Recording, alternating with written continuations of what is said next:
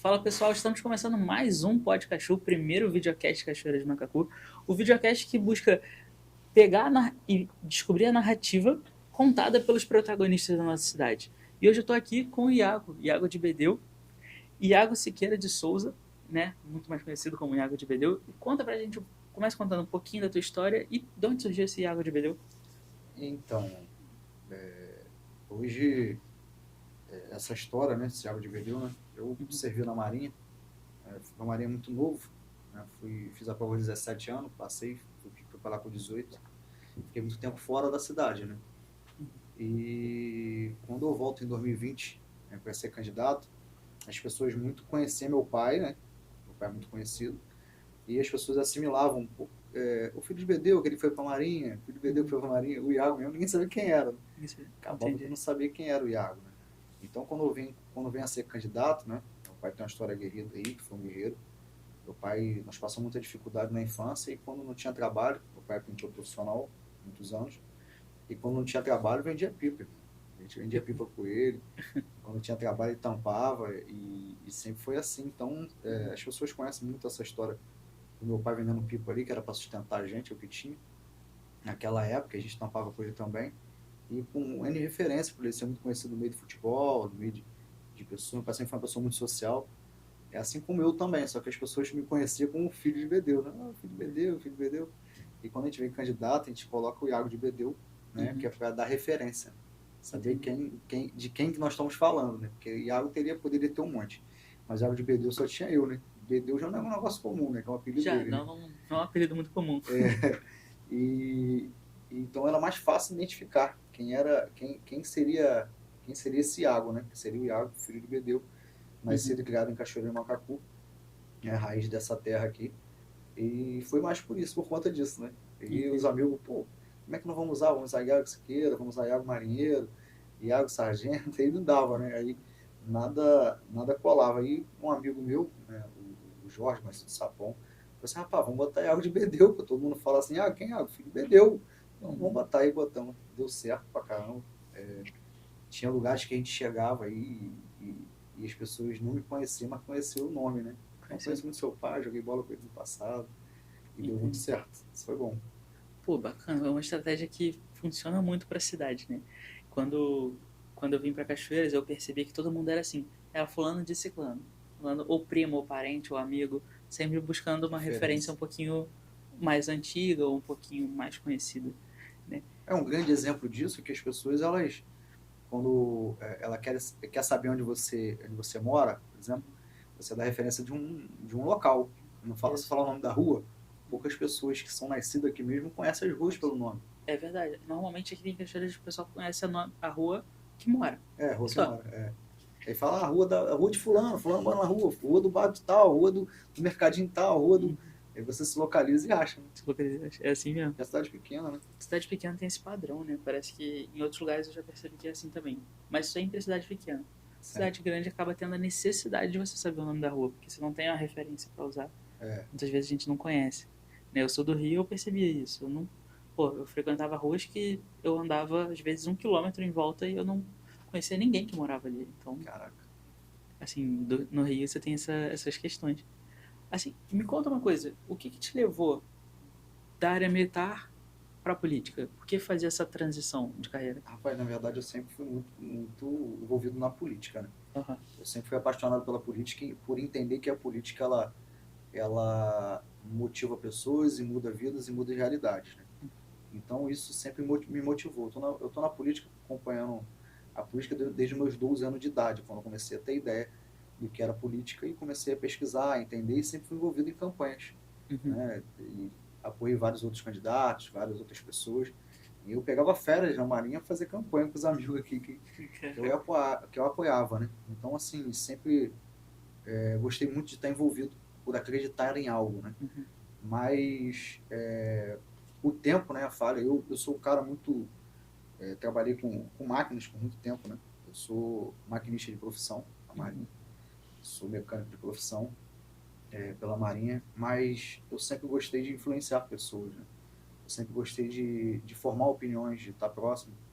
E o fato da Marinha ser um círculo muito fechado, E você não pode muito expressar suas opiniões lá, né? Você não pode dizer Uhum. quem você é, por que você está ali. Você tem muitas ordens para ser cumprido e a gente cumpre. É o nosso dever, a gente entra para isso. Só que a política, ela te dá voz, né?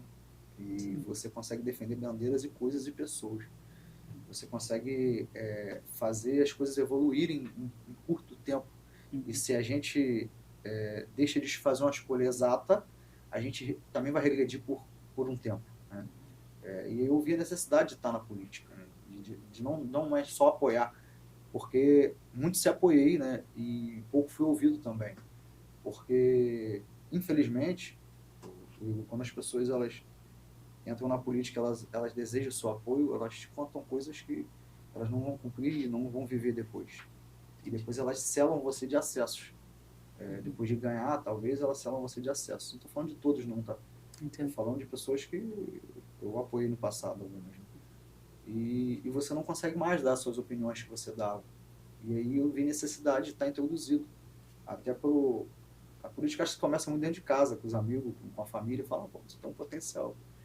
E eu sempre arrastei uma liderança jovem na cidade aí, né? Nós começamos com um time em 2009, esse time se chama Campo do Prado, qual foi o bairro que eu nasci, que é o CP, e ajudava muito esses jovens.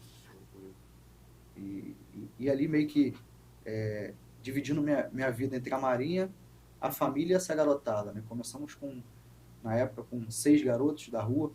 Aham. Que era meu irmão mais novo, né? Que tinha uma garotada lá e ele tentava tudo sozinho.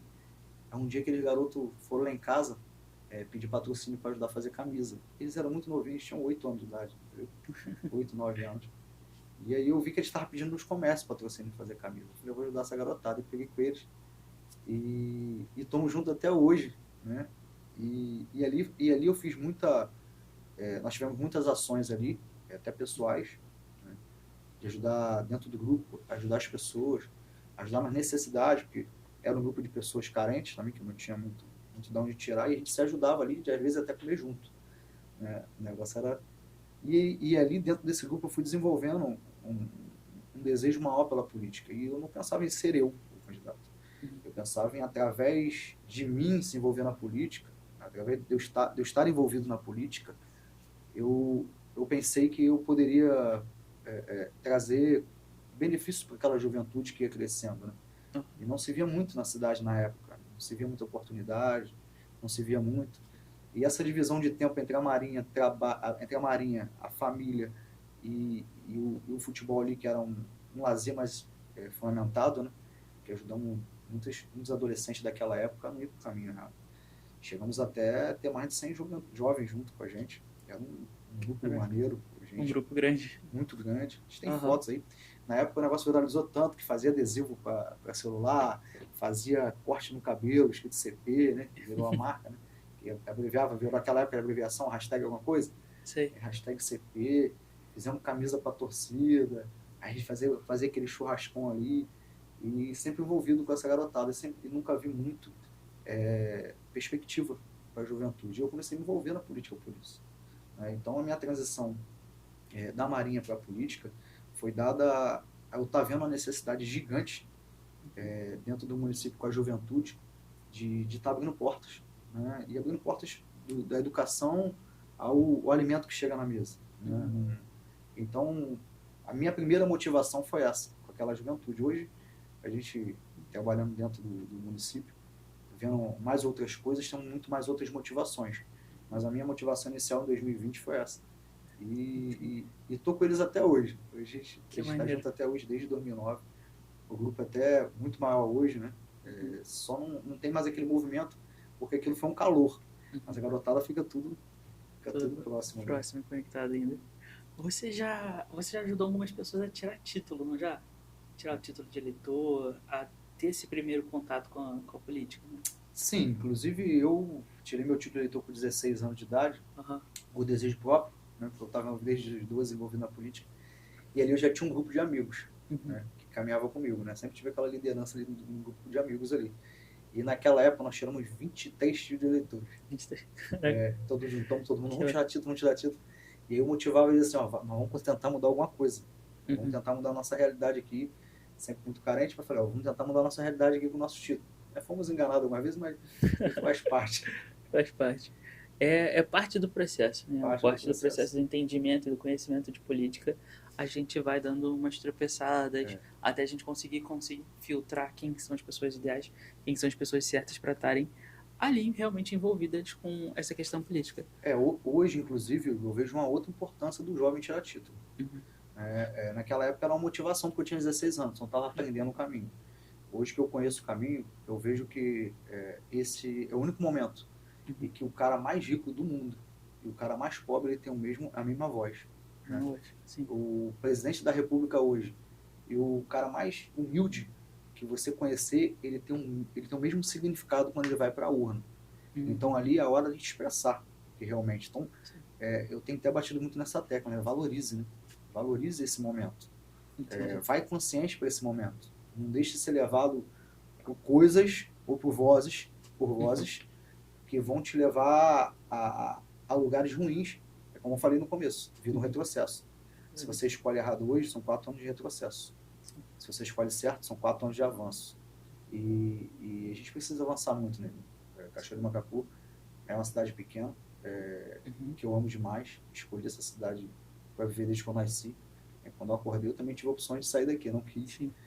Mas a gente precisa evoluir muito, né? Estamos numa constante evolução e precisa que os jovens olhem para esse norte, vejam as oportunidades que eles podem ter através de tudo isso.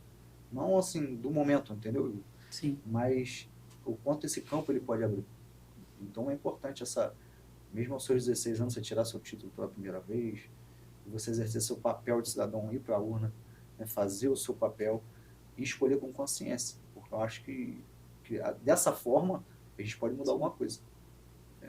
Também acho, cara.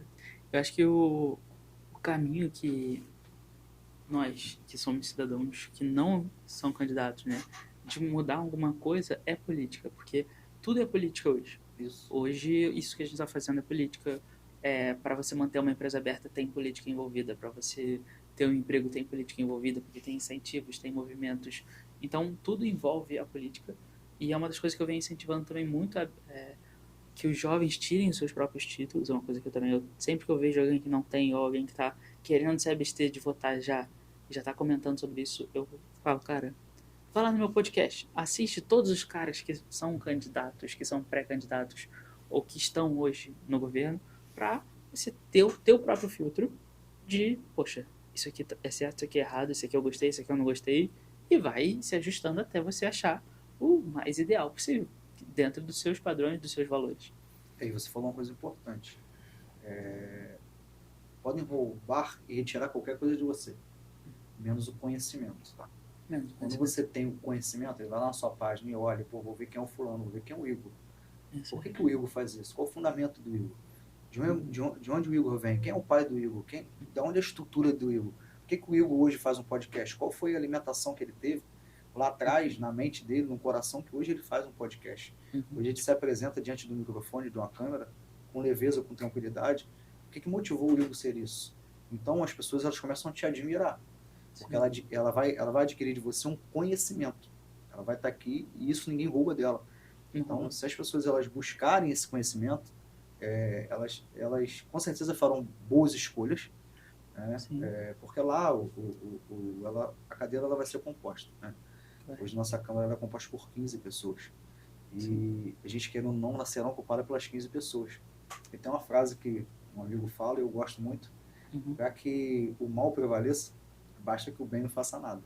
Então, se a gente, se nós que temos direito de fazer, abster desse direito, né, nós vamos estar dando o direito a pessoas que pensam de forma diferente da nossa. E é isso.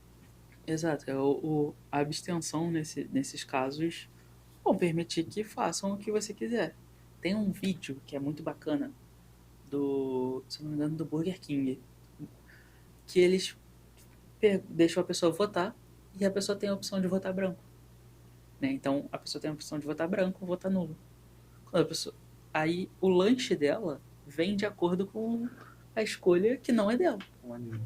Então, foi uma brincadeira que eu vi, que eu gostei muito sobre essa forma de trazer a expressão do voto, como que isso impacta uma forma prática e simples, né? Aí tinha hambúrguer que eles faziam só com cebola, aí tinha hambúrguer que não ia com nada, aí tinha hambúrguer que só tinha um queijo, aí tinha outro que só tinha picles. Então eles deixavam fazer uma brincadeira com o lanche para expressar como que era o efeito do voto num lanche, por exemplo. Uma coisa simples, Bem uma coisa ilustrativa. bem ilustrativa e bem bacana. E uma coisa que eu queria te perguntar, como que foi a recepção da sua família quanto à sua primeira vinda como candidato em 2020? Então, como eu te falei, né, minha família sempre foi muito envolvida na política, né? Uhum. Esse, esse desejo de estar na política, ele vem de família, né? Então, assim, tivemos um primo vice-prefeito, a gente tem esse viés, essa veia política Sim, na família, né? entendi. Então, assim, por eu estar sempre acompanhando política, sempre estar envolvido, sempre estudando política, quando eu decidi ser candidato, em 2020, primeiro eu sentei com minha família, porque eu tive uma coisa no meu coração. Se eu tivesse uma rejeição dentro de casa, o que adiantava eu ir para a rua? Não adiantava eu ir para a rua. Se você tem uma rejeição dentro de casa, seja o que for, né, e essa rejeição não é unânime e consciente, você deve se recuar sim. Você deve recuar. Sim. E eu sentei com toda a minha família, assim, né, os familiares mais próximos, de um a um ali, com meu pai, com minha mãe, com minha esposa. Sempre há aquela insegurança, né? Porque acontecem alguns eventos na cidade, né, ruins, que nossos familiares eles ficam receosos. Mas eu não tive nenhuma rejeição nessa época. Então, isso me motivou a ser o candidato de 2020. Entendi. Teve outra coisa muito, muito top, né, em 2020. Porque por eu não ter muita militância naquela época, né, nem outras estruturas como outros candidatos tinham na época, a minha família e meus amigos abraçaram, mergulharam. Uma loucura mesmo de chegar de manhã assim, 8 horas da manhã na casa da minha mãe, a gente fez na época, tipo, nosso comitê na casa da minha mãe, né, no Campo do Prado. Entendi. E quando a gente chegava lá 8 horas da manhã ali para tomar um café, e nem todo dia tinha dinheiro para colocar um café para todo mundo lá, as pessoas traziam o café, traziam o pão, né? Tudo amigo, cara, tudo família. E aquilo me motivava todo dia. Até quando eu estava triste, desanimado, porque isso Sei. acontece, você tem aquele calor e de repente você, poxa, cara, Às vezes a ficha da dificuldade cai também. muita dificuldade. E aí, quando eu olhava para essa galera aí com o olho brilhando, vamos fazer o que hoje? Vamos para onde? Ah, estamos com você. E isso era de 8 da manhã até 1 hora da manhã, cara. Tipo assim, zero custo, todo mundo ali trazendo o que tinha para a mesa, sabe? E aquilo ali me deu uma gigante reflexão, né? O que eu queria naquele momento? Onde eu queria chegar naquele momento? Se realmente eu queria ser mais um candidato ou se eu queria impactar vidas, né? Porque as primeiras pessoas que acreditavam foram as pessoas que me cercavam, sinal que realmente eu era uma pessoa boa. Porque acontece das pessoas que estão à sua volta gostarem muito de você às vezes, mas nesse momento ela recua, porque ela vê que você não tem perfil. E aí eu identifiquei ali naquele momento, né, que eu tinha esse perfil, que minha família e meus amigos aprovavam. Portanto, aquela galera que estava comigo em 2020 está comigo até hoje, caminhando em tudo que eu faço, sabe? Me apoiando em tudo que eu faço, sempre me ajudando em tudo que eu faço. Se eu fizer um café lá em casa e chamar essa galera, eu vou indo. Porque essa é a minha satisfação de ter entrado na política. Esse foi o impacto da minha família e meus amigos. Entendi. Pô, bacana, cara. Assim, uma outra coisa que eu queria saber é se você vem como candidato esse ano, você já tá como pré-candidato, já Já estou como como pré-candidato. pré-candidato. Assim, você vem pelo PP de novo? Não. Ou vem por outro partido? Você vem Na verdade, a nossa estrutura hoje, ela vem pelo PL, né? pelo PL, entendi. Eu vim pelo PP em 2020, hoje a nossa estrutura decidiu vir pelo PL. PL. Por que a escolha do PL? Quando você vai fazer a escolha de um partido, é muito importante a estrutura que ele tem de nominata, né? A primeira estrutura que tem de nominata. Lá na frente vai ser decidido, mas você tem que ter noção de quem está afiliado no partido. Né? E hoje, tendo uma noção, uma contagem prévia, né, de quem está no partido, hoje possivelmente, se concretizar todos esses filiados aí que desejam ser candidatos, forem mesmo candidatos em 2024 agora, né? Porque ainda tem a convenção, né? A gente não pode dizer quem vai ser candidato, Como assim? Sim, porque o candidato só é aprovado na convenção, né? Nós somos todos pré-candidatos. sim. Ele vai ser aprovado na convenção, Uhum, e da convenção, ele sendo aprovado, a gente passa por um crivo, que é sim. no TRL, no TSE, da aprovação da nossa candidatura. E sendo todos esses termos aprovados, é um partido que tem grande chance hoje de obter mais cadeiras, né? E também pela militância, né, cara? A gente entende que o PL ele trouxe uma revolução no país, né? E também dentro do município hoje. A gente tem um Uhum, movimento forte do PL dentro do município. sim. E ao qual eu também, desde o início, fiz parte, né? Uhum, Talvez não seja aquele cara que vai para a rua todo dia, eu tenho outras atividades, mas a bandeira ali de família, uhum, a bandeira de Deus, a bandeira ali de você estar presente ali em certas ocasiões, quando fala Deus, pátria e família, né? Isso é quase que virou a logo do PL, né? E eu sou muito a favor, né? Sou um uhum, patriota com muito orgulho, servi uhum, minha pátria aí como militar das Forças Armadas Federais, né? Pela Forças Armadas, que é pelo órgão federal, uhum, por meus longos quase 10 anos. Fiz isso com muito orgulho e faria 10 vezes se possível fosse. Como tudo tem seu tempo, hoje eu estou em outro tempo, mas continuo militando nesse país, continuo lutando por esse país, porque eu acredito nesse país. E a família, que é a base de tudo, né? Eu venho de família, construí uma família, convivo num ambiente religioso onde tem muitas famílias que dependem de posicionamentos nossos, políticos, inclusive. Então, nós seguimos essa realidade, né, que é do PL. Né? A identificação, uma boa nominata, né, uhum. porque a nominata era quase que 50% do que você vai fazer lá na frente, né? Se Entendi, possível for candidato. Hoje como pré-candidato. entendi. E uma coisa, sobre a sua função que você estava recentemente, né? Você estava liderando a coordenadoria da Defesa Civil. Como que era essa gestão? Como que era essa organização? Como que isso tudo funcionava para você? Rapaz, nós assumimos em 2020, Uhum, 2021, né, uma defesa civil bem falida. Né? Nós tínhamos lá uma estrutura com seis pessoas.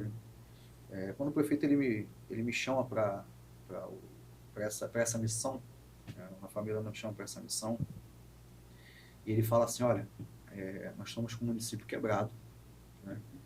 Nós temos que reerguer esse município e ele vai passar por muitas dificuldades. Mas eu queria que você fosse até o final. Essa é a primeira proposta. Eu queria que você fosse até o final. E que você nunca desistisse e que você fizesse dessa defesa civil a melhor defesa civil que Cachoeira já tenha visto na vida. E quando eu aperto a mão dele, né, porque admiro demais aquele homem, né, uhum, admiro demais o Rafael Miranda, porque ele é um cara de coração inclinado, sabe? Um cara que ele, ele chora, cara, quando a parada é bem feita. É um negócio aham, surreal, né? Ele chora quando a parada é bem feita, porque ele sente prazer naquilo. Me identifiquei muito com ele.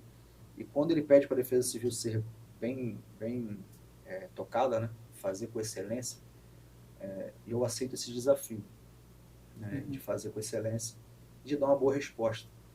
Porque é o seguinte, Hugo, tudo que eu fiz na minha vida eu me comprometi a fazer bem. Mesmo que seja o mínimo ou seja o máximo. Se você me convidar para trabalhar aqui no seu podcast uhum, e dizer que eu tenho que consertar esse microfone toda vez que alguém for gravar, eu vou ser o melhor cara de organizar microfone que você teve na sua vida. Porque eu me comprometi, independente do valor financeiro, de fazer o meu melhor. Se eu aceitar o desafio, independente do valor financeiro, eu vou fazer o meu melhor. E aí a gente começamos a tocar a defesa civil, comecei a entender melhor como funcionava, a estrutura, o que precisávamos, através de base de muito estudo, de muito conhecimento. Fui em muitos lugares aprender muita coisa e trouxe toda a bagagem para a defesa civil de Cachoeiras.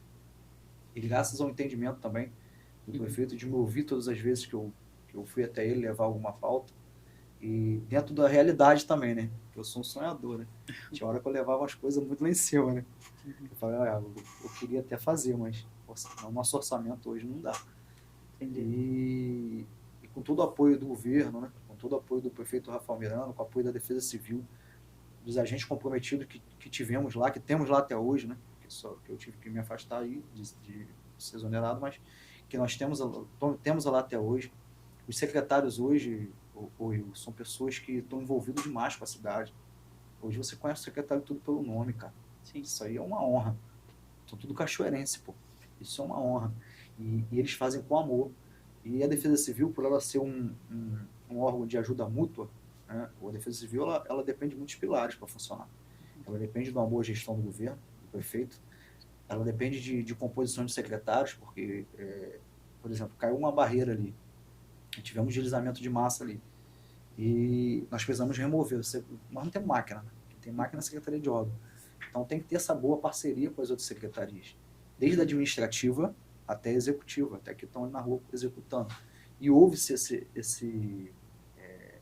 esse bom jogo, né? Essa sincronia. Né?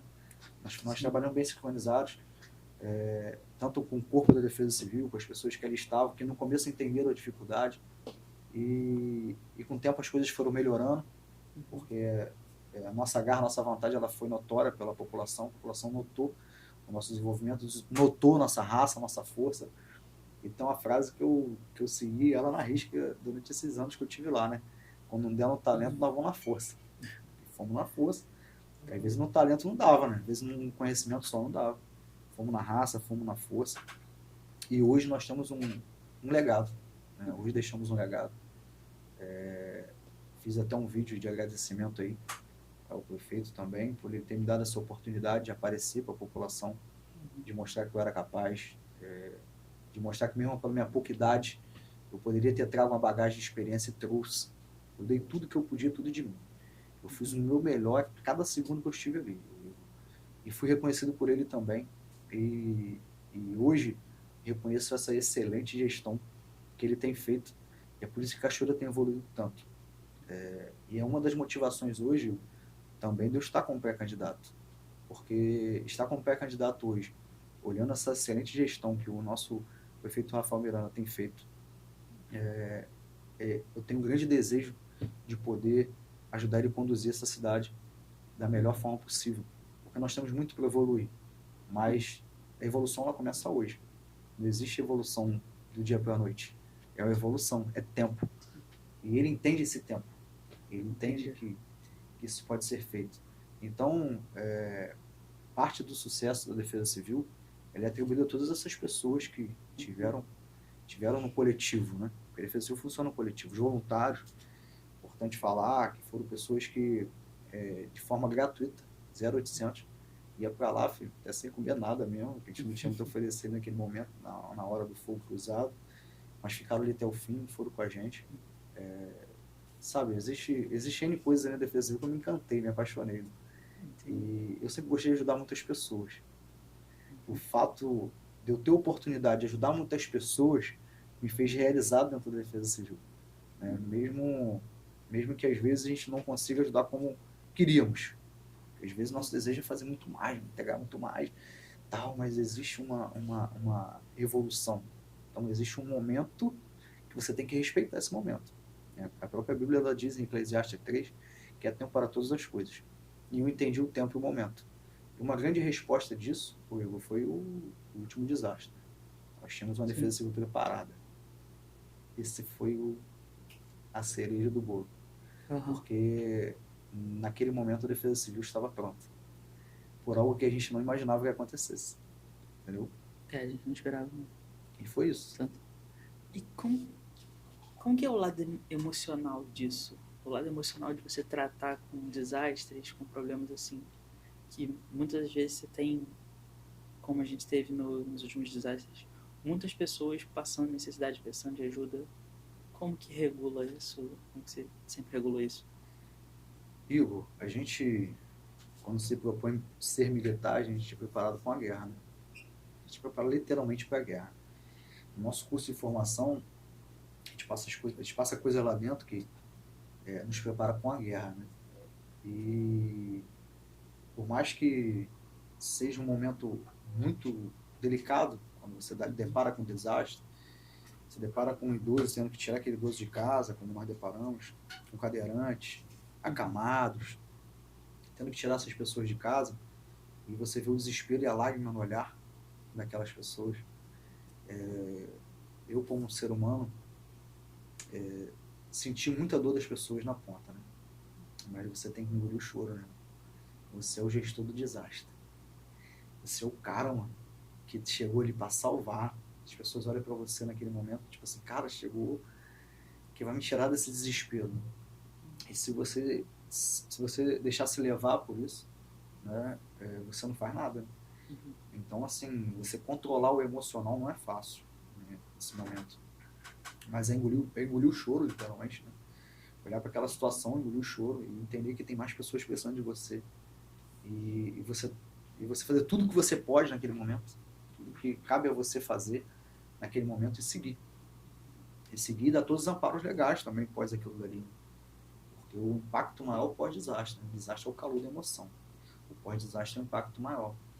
Então, assim, você equilibrar essa emoção com a razão que tem que ser feito, né? Você não tem escolha, você tem que fazer, cara. Você está sendo pago para aquilo. Você está sendo pago para aquele momento. Porque você tem uma equipe que ela depende de você, cara. Quando você olha no olho assim da equipe, nós tocamos um chamado de emergência na quinta-feira. Eu fiz uma reunião cedo com a galera lá e falei, ó, que tá marcado para vir não é coisa fácil não. Mas tudo que nós aprendemos, todos os cursos que nós fizemos, todas as conversas, todas as reuniões que nós tivemos, talvez seja a hora de botar em prática agora. Cara, parece loucura, né? Como se tivesse premeditado aquilo que ninguém premeditou, né? Que eu também não premeditei. Mas quando aconteceu, a galera tava preparada emocionalmente também, mano. A equipe toda preparada emocionalmente. Teve um agente nosso que tirou a filha dele dentro de casa, pô, e voltou pro trabalho, filho. O cara tirou a filha dentro de casa, o Jean, ele tirou a filha dentro de casa, mano. Chegou lá, a água tava dentro daquela filha dele mora na Várzea aqui. Ele tirou a filha dele dentro de casa, mano. Cuidou ali daquele momento ali e voltou pro trabalho, pô. Eu falei, pronto, a equipe tá preparada emocionalmente. Né? E assim como eu também, né? E eu não tinha muita opção, né? Como é que a gente tem uma frase lá que eu sempre falava, né? Falei durante todo o tempo. Desistir nunca será uma opção. Se você que é o gestor do desastre desiste, toda a equipe desiste. Sim. E as pessoas ficam desamparadas. Então você equilibrar esse emocional naquele momento não é fácil. Mas, diante de todo um preparo, né? Às vezes a pessoa vê uma pouca idade, né? Vê um garoto jovem, 31 anos, pô, diante dessa situação, tudo, como é que ele vai se virar? Porque existem dois holofotes nesse momento. Existe o holofote daquele que se compadece com a dor dos outros, de verdade, mas existe o da maldade. Existe aquele cara que está ali atrás da tela esperando dar tudo errado. E o prefeito até diz muito que é os arquitetos, é os engenheiros do caos. Os caras querem que dá ruim mesmo. Então, quanto mais ruim der, melhor é. E a gente conseguiu superar tudo isso. Superar todo o emocional, todo o físico. E pela honra e glória de Deus, né? Por mais que a equipe tivesse preparada, né? A Bíblia também diz que se Deus não vigiar, em vão vigiam os sentinelas, né? Então, por mais que a gente tivesse preparado, se Deus não tivesse com suas mãos estendidas, coisas piores aconteceriam. E o que me surpreendeu é que não são nenhuma pessoa ferida. Eu fui no hospital, durante os dias eu passava no hospital para saber como é que estava, se tinha dado entrada algumas pessoas lá, em alguma situação, não tinha, cara. As pessoas elas foram socorridas em rápido tempo pela comunidade, tá? E pela Defesa Civil, porque a comunidade também reagiu rápido pela Defesa Civil. Então, quando você vê que tudo está funcionando, e tem coisa que também não funciona, né? E você tem que ter uma emoção de equilibrar também para aquela coisa voltar a funcionar. E graças a Deus deu tudo certo. Deu tudo certo. Muito bom. Eu achei muito positivo também a atuação. Foi importante, eu vi que os avisos também, no primeiro momento pareciam um alarme exagerado. Porque dava Tem sol. a sensação que você falava assim, caraca, não tem como, não tem essa chuva, cadê essa chuva que não tá aí? E demorou para chegar também um pouquinho a mais do que o previsto, a chuva, mas depois fez muito sentido. O alarde até que fez muito sentido e realmente entregou um desempenho correto, né, da divulgação.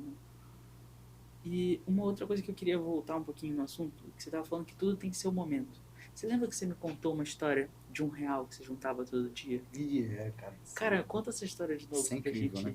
Pra gente Eu registrar. até inclusive tinha esquecido por um tempo disso, né? Por mais que tenha sido marcante, mas foi um momento que ele passa e ficou muito lá no passado, né? E uma... considero como tia, né?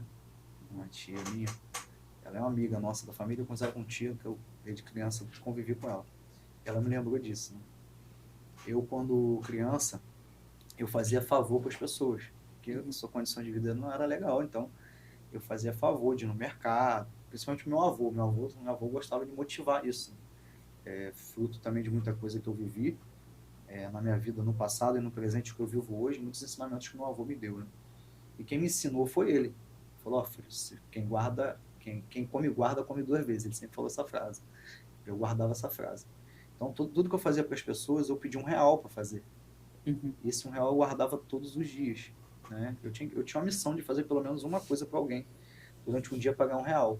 Entendi. E eu guardei esse R$ 1 na minha adolescência, da minha infância quase, né? Meus 10 anos, até meus 17. Uhum. E quando, aos meus 17 anos, eu fui fazer se me emociono porque é um negócio muito... Minha mãe falou, passou um carro anunciando, né? Na época não era tão divulgado essa questão de preparatório militar, né? Uhum. Eu fui fazer o preparatório militar no ano 1, passou um carro divulgando, fui lá ver o preço, eu não tinha dinheiro para pagar. Minha família não tinha dinheiro para custear, e na época eu lembro era R$ 120 por mês, né? E eu fui para casa muito triste, que eu não podia custear, e lembrei daqueles R$ 1 que eu juntava e fui contar o que tinha. Eu paguei metade do curso, na época, aqueles R$ 1 que eu juntei todos os dias. Por que acontecia? Porque aqueles R$ 1, eu não só guardava ele. No momento de desespero da minha família, ele também eu ajudava, sem que ele soubesse que aquele dinheiro estava guardado. Então, aquele dinheiro, por mais que eu juntasse, ele, de vez em quando, eu tinha que tirar para ajudar dentro de casa, né? Sim. Mas quando eu fui ver, eu tinha um dinheiro para custear metade do meu curso. Meu avô e minha mãe custeou outra metade do curso e é aquilo que eu falei no começo. Tudo que eu me determino a fazer, eu faço com excelência. Eu tive 7 meses de curso, eu vi a dificuldade, eu percebi que eu não tinha uma segunda chance. Uhum. Porque minha família não tinha condições de me puxar uma segunda chance. E eu dei o meu melhor naquele momento. Eu me dediquei, eu abri mão de viver durante 7 meses para estudar, até passar na prova da Marinha. E passei, né? Porque foi fruto desses R$ 1, né? Eu tinha que honrar esses R$ 1. E aí você vê como que é legal, né? Da onde que vem toda uma história. Pô, muito bacana. Eu achei bacana e eu queria que tu contasse de novo, porque eu gostei da história. E eu acho que esse tipo de mensagem, esse tipo de recordação, de lembrança que a gente vive, às vezes a gente deixa passar e deixa de relatar, a gente tem uma importância gigantesca, né? Hoje a gente está gravando um estúdio que foi montado em 2 anos de trabalho, não em um mês, não em um dia, não em uma hora, né? Então eu gosto de trazer essas mensagens para os jovens, mostrar que as coisas têm uma transformação, tem uma mudança, tem um caminho a ser seguido, né? Por exemplo, eu também vejo que quando a gente está conectado a pessoas que já trilharam caminhos que a gente quer trilhar, a gente aprende mais, né? Isso é um dos discursos que a gente tem no podcast, que a gente mostra caminhos que já foram executados para que as pessoas sigam esses caminhos. Então, isso é uma das coisas que a gente vem trazendo, vem tornando essa narrativa um pouco mais completa, mais complexa também, para que as pessoas venham aprendendo, né? E outros assuntos que eu queria tratar com você são suas opiniões sobre coisas que estão acontecendo, sobre como que as coisas estão fluindo hoje. Você tem alguma opinião, algum palpite sobre como que vai ser essa renovação desse ano político? Tipo, você acredita que vai ter uma grande renovação na Câmara? O que você acha que vai mudar? Você acha que tem muita coisa para acontecer? Eu acredito que vai ter sim uma grande renovação na Câmara. Até porque pela mudança dos eleitores, né? Hoje você tem um público que na eleição passada tinham 16 anos, hoje tem 20. Que tinha 14, hoje tem 18. E nosso público é muito, muito maior. E sim, muitos de que estão lá não conseguiram atender a expectativa de quem está aqui fora, né? Não conseguiram alcançar a expectativa de quem acreditou neles, né? Eu não sei, né? E aí, quem sou eu para julgar, né? Se está fazendo certo ou errado. Não estou falando sobre isso. Eu estou falando sobre a expectativa. Eu ando na rua, né? Eu tomo café na padaria, eu almoço, né? em algum lugar, eu gosto de ouvir a opinião das pessoas. Eu tô na política por amor. Eu tô porque eu gosto. Eu vou em política porque eu gosto. Então eu ouço muitas opiniões. Eu vejo que há uma dificuldade entre uma linha muito distante entre o eleitor e aquele eleito. Então, por isso que eu acredito que sim, vai haver sim uma grande renovação na Câmara hoje, por conta mais disso, sabe? Porque esperavam-se mais, né? Esperava-se muito mais. Nós vimos um transtorno muito gigante no município. E quando você tem hoje um prefeito que ele faz muito pelo povo, e você tem que ter uma Câmara que ela responde também. Né? E os eleitores eles estão meio chateados com isso aí. Parece que não há resposta muito à altura que esperavam. Né? Não digo de todos, eu acredito que muitos ainda vão ficar, mas eu acredito na metade aí, uma renovação de 50%. Entendi. Eu acredito. Entendi. Assim, até porque também, por que eu acredito nessa renovação também? Também existem novas pessoas se apresentando como pré-candidato hoje. Existem novos assim, até de idade mesmo, né? Existem novos, pessoas que nunca tiveram envolvido com política, e existem pessoas que estão se apresentando de forma muito plausível, né? Porque aquela política antiga, né, de troca, e aí eu não tenho problema de falar disso, aquela política de troca ela está ficando no passado. As pessoas estão muito observando e fazendo leitura do que está acontecendo. Por exemplo, o seu podcast aqui é uma apresentação. O cara se apresenta, ele diz quem ele é, o que ele está na vida pública, ou seja com sua empresa, seja o que for. Sim. E tem pessoas que ela não conseguem desenvolver isso. E a leitura, o eleitor hoje, por conta das redes sociais, ele está muito mais informado. Sim. Ele está acompanhando muito mais coisas. Claro que eu aconselho ninguém a acreditar em tudo que é postado, porque existem muitas fake news, né? Eu até aconselho você pegar o que tem na mídia, que foi lançado naquela mídia, naquele momento, e buscar o fundo da verdade. Opa, é verdade. E você segue, se não for verdade, você descarta, porque acontece muita mentira também. Mas eu acho que pelo fato de quem está lá não ter alcançado uma nova linguagem da política, e aí eu falo mais uma vez do Rafael Miranda com muita admiração, porque ele vem de uma política lá de trás, daquela de 2012, né? 2008, 2012, Sim. E ele se renova em 2020 para 2024, ele entende a leitura, e ele faz o seu melhor, ele apresenta o seu melhor. Então é importante que você entenda que do outro lado da sua tela tem um eleitor, né, que está lendo e está vendo tudo que você está fazendo. E tem coisa que não dá para enganar, né? Tem coisa que ela flui. Então, por isso que eu acredito na renovação.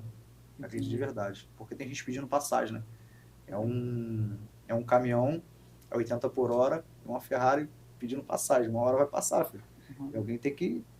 são só 15, né? Até alguém tem que sair. Alguém tem que sair, exatamente. E esse ano a gente está com uma percepção de que a campanha vai ser um pouco mais concorrida por conta dos números de candidatos, né? Teve uma alteração bacana. E como que você tem pensado o teu posicionamento, ou às vezes até tá num conjunto com o grupo político, para fazer a campanha desse ano? Hoje, em 2012, tivemos 312 candidatos, se não me falha a memória. Em 2024, a expectativa é de 120 candidatos. Isso. É menos do que a metade. Como eu acredito muito no que as pessoas veem, a transparência das coisas, acho que você tem que ser muito transparente no que você faz. Tanto na sua vida pessoal, porque o cara o político que ele decide ser político, ele não quer que a vida dele seja exposta, ele tem que procurar uma nova forma de viver. Porque as pessoas querem saber quem você é, como se fosse um reality show da vida real. As pessoas querem saber quem você é, querem saber qual o seu motivo que você está ali. Então, eu acho que transparência, cara. Porque quando você exerce uma vida de transparência e você tem um mandato futuro, eu digo quem eleito for lá na frente, e ele consegue exercer com transparência, ele não passa pelo crivo da rejeição. Ele não passa pelo crivo da rejeição. Por eu entender que hoje a política está sendo muito bem avaliada, eu tenho andado com a linha de transparência. Não que eu não tivesse antes, mas eu estou expondo mais coisas. Né? Porque as pessoas querem saber quem é o Iago, irmão. Sim. querem saber quem é o Iago de Bedeu. E, na verdade, isso vai diferenciar os homens dos meninos, né? Isso vai diferenciar e as pessoas vão começar a entender que o meu posicionamento ele é transparente. Porque eu pretendo, na pré-candidatura, mostrar aí hoje quem é o Iago, me apresentar de verdade. Não me apresentar superficialmente, sabe? Porque todo o trabalho que eu fiz na Defesa Civil foi transparente. E houve uma evolução. As pessoas, pô, caraca, Defesa Civil, cara. Nós temos uma Defesa Civil na cidade. Nós temos uma Defesa Civil no município. A nossa viatura, ela passava todos os dias nos bairros, cara. Isso significa transparência, aquilo que está sendo feito. Então, quando você tem uma conduta de transparência, nem todo mundo pode fazer isso, infelizmente, né? Se você segue uma outra linha tênue, você não tem muito o que apresentar. Mas quando você tem uma transparência a apresentar, né? Eu acho que você atinge um público-alvo que ninguém rouba de você. Né? As pessoas, elas se prendem a atenção em você. Ainda que futuramente, quem venha a ser candidato, a pessoa não vote, mas admire. Eu acho que estar na política, ela está muito, muito além de você ser só testado. Está na admiração das pessoas. Porque eu ouço pessoas que em 2020, poxa, cara, em 2020 eu não votei em você porque eu não te conhecia. Hoje eu te conheço. Hoje eu sei quem você é. Então faltou em 2020 se apresentar mais. Então, para manter um público-alvo e para que as pessoas saibam o que é o Iago de Bedeu de verdade, eu tenho me apresentado. E tem surtido muito efeito. Né? Já na pré-candidatura, já tem surtido muito efeito. Entendi. Pô, bacana. É justamente o caminho que a gente tem seguido com o podcast. A gente quer, ano passado a gente fez, o Ronald Fonseca, a gente convidou os 15 vereadores, pessoalmente. A gente convidou todos para que participassem do projeto Mergulhando na Política, que era um projeto de entrevistas, que a gente juntou o conceito e a ideia do Palavras Cruzadas, que foi o projeto que o Ronald fez em 2020, com os candidatos à prefeitura, e aí a gente reestruturou dentro de um podcast, né? Reajustando poucos detalhes, estruturando algumas perguntas para refazer isso, tentando entrevistar os 15. Entrevistamos 8, que já foi mais da metade, a gente já até achou bem sucedido, que a gente reparou que muitos nunca nem tinham gravado vídeo. Então foi um projeto que, para mim, foi uma carta de apresentação. Foi uma carta de apresentação para a população. Sim. Né? E esse ano a gente está nesse mesmo caminho, nesse mesmo projeto. E assim, a gente já conversou até bastante. Eu gostei da tua apresentação, gostei da tua história de vida. E eu queria que você deixasse uma mensagem, assim, como uma forma de, às vezes, motivar ou mostrar um pouco do que você quer transmitir na tua campanha, na tua vida. Deixar uma mensagem para as pessoas que acompanham a gente, para as pessoas que seguem, para as pessoas que veem o que a gente está postando, porque a gente faz o quê? A gente é um projeto que a gente pega a narrativa contada pelo protagonista, né? Então, você que vem realizando, que já realizou diversas coisas na defesa civil, diversas coisas como militar, diversos movimentos políticos, você já realizou coisas. Então, você foi protagonista dessa história. E agora você veio e contou essa história. Então, hoje, o Podcastu, ele já é o maior canal de registro da história da cidade. Já. A gente já não tem ninguém que, tipo assim, já são mais de 65 entrevistas. Entendeu? Então, a gente já registrou muita coisa. E aí, a gente pede para que vocês deixem uma mensagem que você consiga transmitir um pouco do seu eu para as pessoas que acompanham a gente. Então, se você puder, deixa uma mensagem aí de quem segue, quem acompanha a gente. Eu tenho vivido na política, eu digo com muito prazer, e tenho ouvido muito falar sobre transparência. Quando você ir, quando você voltar, seja lá o que for o termo que eu utilizo, pedem muita transparência naquilo que pode ser feito lá na frente. Com toda certeza, minha vida ela sempre foi muito transparente, até com meus erros, tá? Eu não vi, por eu ser nascido e criado aqui, mesmo que eu quisesse esconder, às vezes não dá, né? Também nunca fiz muita importância de esconder nada de ninguém. Então, a população ela tem aclamado muito pela pela transparência na política. Num todo, tá? Num todo. E eu concordo muito, porque eu, como observador da política, né, antes de tudo isso, eu já observava e via algumas dificuldades de entender porque não havia transparência. Então, assim, a base política hoje, ela tem que haver transparência. Tem que haver consciência do que está fazendo, do que está se falando, de como que você está trazendo ao público aquilo, né? E uma coisa que eu queria deixar muito registrado aqui: faça o seu melhor nas condições que você tiver, e quando você tiver melhor, faça melhor ainda, porque minha vida inteira foi assim. Eu sempre fiz o meu melhor e falo com alegria no coração. Eu nunca consegui ser metade de nada. Eu nunca consegui andar em cima do muro. Ou eu sou de verdade.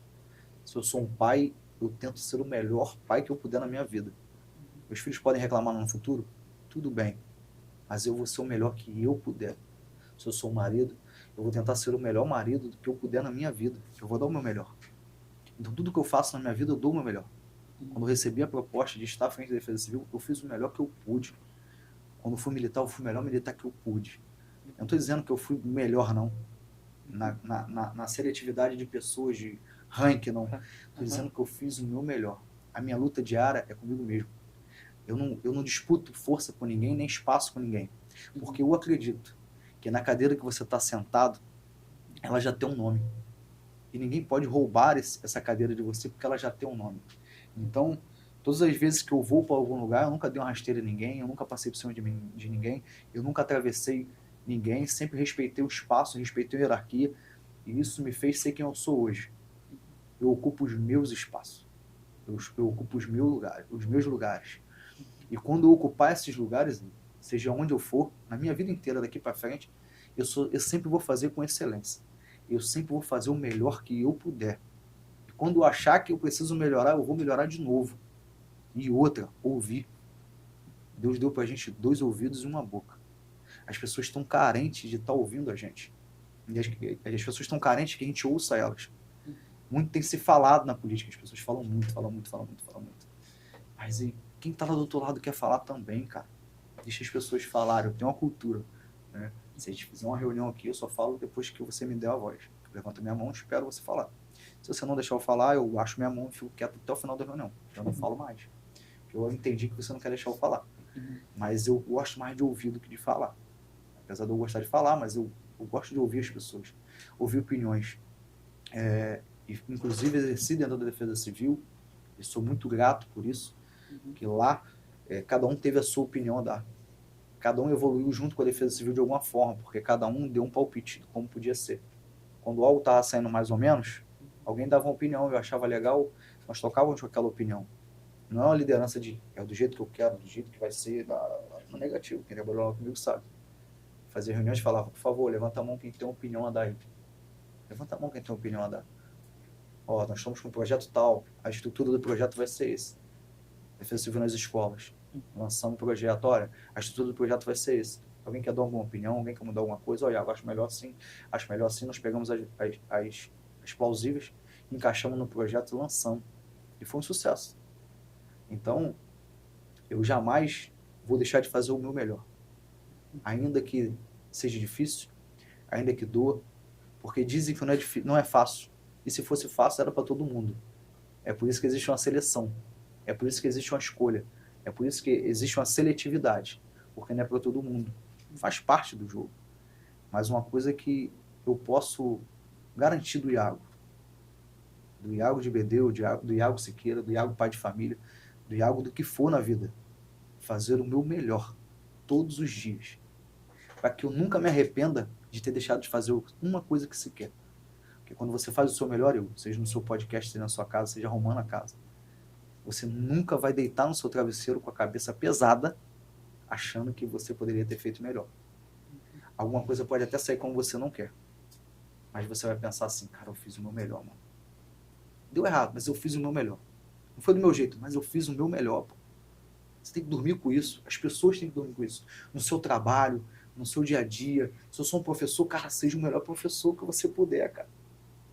Ah, mas eu sou faxineiro. Mano, seja o seu melhor, seja o melhor faxineiro. Teve uma coisa que um cara me disse quando eu entrei na Marinha, que falou assim, olha, por mais que você ache, você sempre está sendo observado. Por mais que você ache que não, você sempre está sendo observado. E aquilo eu levei pro coração, e é verdade. Uhum. Porque se você acha que você não deve ser um faxineiro, mas é o que você tem no momento, faz o seu melhor, que alguém vai te reconhecer. Mostra que você é capaz de ir além. Porque se você fizer o superficial, todo mundo faz. Na vida, nós não somos insubstituíveis, mas podemos ser imprescindíveis. Isso faz parte da vida. Eu quero ser imprescindível onde eu for. Eu quero ser destaque onde eu for. Pelo melhor que eu fizer. E se eu puder impactar vidas, melhor ainda, que esse é o meu objetivo. Se eu puder mudar realidades, melhor ainda. Se esse melhor que vai sair dentro de mim é transformar uma vida, transformar um jovem, tirar esse jovem das drogas, tirar esse jovem da vida difícil, dar uma esperança, que esse seja o meu melhor, nas condições que eu tiver. E é sobre isso. Perfeito, obrigado. Top. Perfeito. Muito obrigado pela mensagem, pelo recado. Eu sou muito grato por todas as entrevistas que eu faço. Eu aprendo demais. Cada bate-papo, cada conversa, cada momento. A gente tem uma forma que você conta, tem os desafios que você enfrenta, tem os momentos que você viveu. E tudo isso me ensina muito, né? Me ensina muito. E eu, mais do que ninguém que assista, eu mais do que qualquer um que assista, né? Eu aprendo muito, muito, muito com cada uma das entrevistas, cada uma das conversas. E para mim está sendo muito gratificante. Quero te agradecer de novo por estar aqui, agradecer pela tua participação. Se você precisar de alguma coisa, pode contar com a gente está aí. E já deixar o convite que logo no período de campanha a gente já vai te convidar de novo para uma nova entrevista, para um momento em que a gente abra um pouco mais para o público, para a audiência poder ter uma interação com a gente durante a entrevista ao vivo, né? Então a gente quer fazer uma coisa um pouco mais dinâmica, com as pessoas tirando dúvidas, tirando alguns pontos, fazendo perguntas ali relevantes para o período de campanha, que agora não é um período que a gente pode debater muito a fundo sobre projetos. A gente tem várias coisas que eu sei que nesse período de pré-campanha a gente não pode fazer, mas que a gente tendo a oportunidade, a gente quer criar essa oportunidade de ser a ponte de novo, né, com a população e com o canal político, com o meio onde é feita a política da nossa cidade. Entende? Então, quero te agradecer, obrigado pela participação. Para mim, esse podcast foi muito bacana. E muito obrigado para você que assistiu até aqui. Esse foi mais um podcast de Cachoeiras para o Mundo, hoje com Iago Siqueira de Souza, mais conhecido como Iago de Bedeu. Mas é isso aí. Deixar uma despedida aí, alguma coisa? Queria te agradecer por esse convite maravilhoso. Isso tem dado voz a pessoas, eu tenho te acompanhado desde o início. Você falou. Isso tem dado voz ao empresário, dado voz a pessoas que não tinham voz. E eu acho muito interessante tudo que eu posso, eu curto lá, porque pessoas precisam se mostrar para o mundo, né? Sim. E você tem sido um canal de bênção nessa cidade, para que as pessoas para que as pessoas abram portas, para que as pessoas abram a mente. Isso é valioso demais. Como você disse, você hoje já é o podcast hoje já é uma grande central histórica de Cachoeiras de Macacu. Sim. Você tem feito uma revolução, como é que eu vou dizer, na mídia? Não, digital, né? uma importância gigante digital no município, porque hoje o cachoeirense ele tem voz diante do seu podcast. Sim. A gente pode chegar aqui e dizer o que quiser, que está no nosso coração, e influenciar pessoas. Eu tenho certeza que do outro lado da tela, pessoas estarão sendo influenciadas por alguma fala minha, ou sua, ou de alguém que passou por aqui. E talvez virem uma chave dentro de casa, uma pessoa que está com depressão, uma pessoa que está desanimada, uma pessoa que está desacreditada, porque quem olhava as circunstâncias da minha vida, lá no passado, de tudo que eu tinha, ou melhor do que não tinha nada, talvez pudesse dizer que não seria nada, como já ouvi na minha vida. E eu ouvi dizer assim, isso não vai ser nada, vai ser mais um, isso vai vender droga, isso vai dar para quem não presta. Eu já ouvi isso na minha vida, simplesmente por ser pobre. E hoje eu posso estar motivando pessoas a alcançarem grandes objetivos, porque você evoluir, você crescer, você alcançar, só depende de você, não depende de mais ninguém.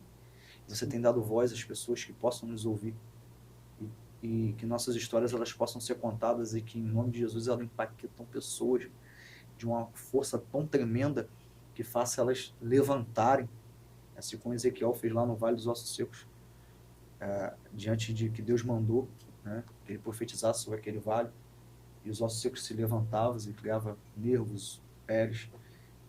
E eu deixo aqui, muito obrigado como cachoeirense, porque eu tenho visto as coisas fluírem e pessoas passarem por aqui motivadas a motivarem outras pessoas.